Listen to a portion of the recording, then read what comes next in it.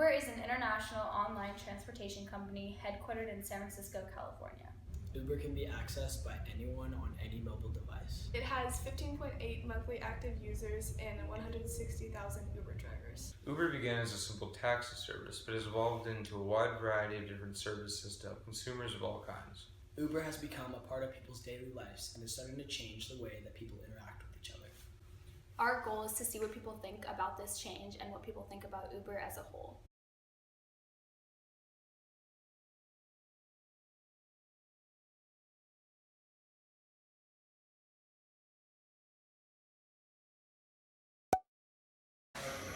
Okay, and what do you think about Uber's safety regarding their passengers? Uber's safety regarding the passengers? I mean, you're going to have a sober driver who doesn't necessarily have a background check. I'm not worried about it, I guess. And there's tracking, like, there should be a profile of who your driver is.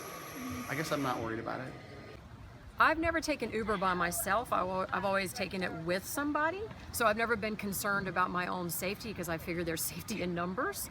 I think that by and large, Uber is probably very safe. And I think that they probably do vet their drivers pretty carefully, especially after the past history or concern about it. So I'm not worried about my personal safety when I take Uber. What do you think about the fact that Uber drivers are sneaking past the background checks? Well, if that's happening, if they're documenting that happening, then yes, I would be concerned.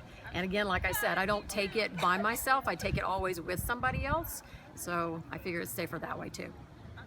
Recently, the other day, I heard something about like not protecting their users' privacy, so they have problems like some Uber drivers like stalking their clients, and I don't really know if there's much of. I just heard a little blip about that. I haven't really seen any numbers. I don't know how widespread that is, but mostly. What is your opinion on the theory that Uber will decrease carbon emissions in cities where it operates by lessening people's reliance on personal automobiles, minimizing traffic congestion on roads? Yeah, I think it's sort of a band-aid in the moment, but I think as we move towards having less cars on the road, period, I think it's a good sort of like transition. I mean, it's not that it's so innovative in my mind because we had sort of had taxis before. Almost the innovative part of it is the being able to summon it on the cell phone. But no, I think anything like that makes it easier for people to get through their lives without owning a car is a step in the right direction. So absolutely, I think it is part of a much larger environmental plan to get cars off the roads and reduce carbon emissions. But we got to take every step we can.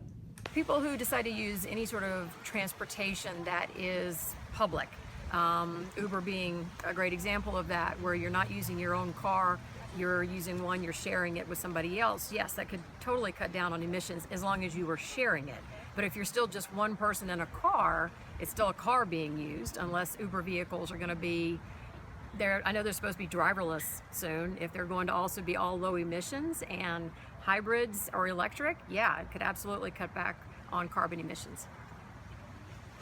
It's an interesting theory. So if it's in a place like this, maybe fewer people will drive their own cars, but the question is, would they not own a car at all? Would they ditch one entirely?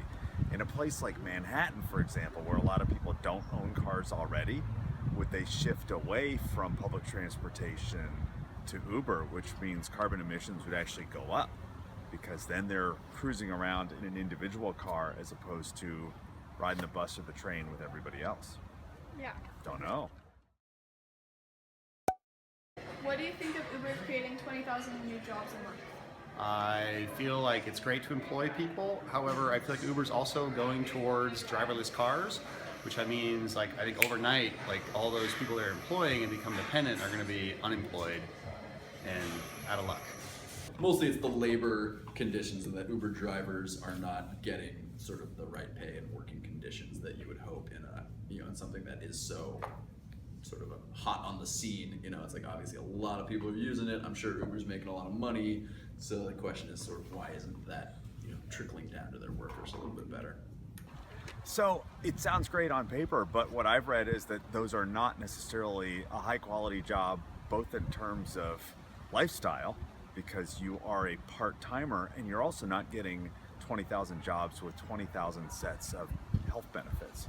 You're getting 20,000 part-time jobs that people are stringing together with another part-time job to try and come up with enough income to make a living.